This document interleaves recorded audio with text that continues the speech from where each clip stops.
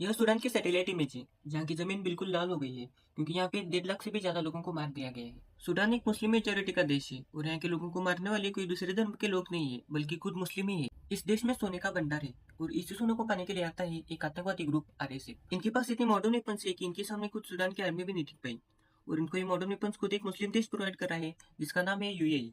इनका बस एक ही प्लान है, सूडान के सभी नागरिकों को एक तो देश से बाहर निकालो या फिर उन्हें मार डालो, तो सूडान का जो सारा सोना है वो इनका हो जाएगा। अब यहाँ पे सोचने वाली बात यह है कि जब इसराइल गाजा पे अटैक कर रहा था तब सभी मुस्लिम देश एक हो गए और इसराइल को आतंकवादी घोषित करने लगे।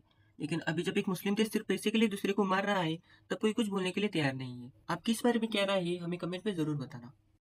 यह सूडान की सैटेलाइट इमेज है जहाँ की जमीन बिल्कुल लाल हो गई है क्योंकि यहाँ पे 1.5 लाख से भी ज्यादा लोगों को मार दिया गया है। सूडान एक मुस्लिम मेजोरिटी का देश है और यहाँ के लोगों को मारने वाले कोई दूसरे धर्म के लोग नहीं है बल्कि खुद मुस्लिम ही है। इस देश में सोने का भंडार है और इसी सोने को पाने के लिए आता है एक आतंकवादी ग्रुप आरएसएफ। इनके पास इतने मॉडर्न वेपन्स है कि इनके सामने खुद सूडान की आर्मी भी नहीं टिक पाई और इनको ये मॉडर्न वेपन्स खुद एक मुस्लिम देश प्रोवाइड कर रहा है जिसका नाम है यूएई।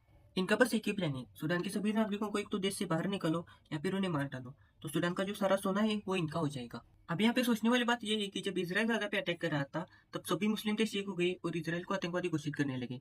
लेकिन अभी जब एक मुस्लिम देश सिर्फ पैसे के लिए दूसरे को मार रहा है तब कोई कुछ बोलने के लिए तैयार नहीं है। आपकी इस बारे में क्या राय है हमें कमेंट में जरूर बताना।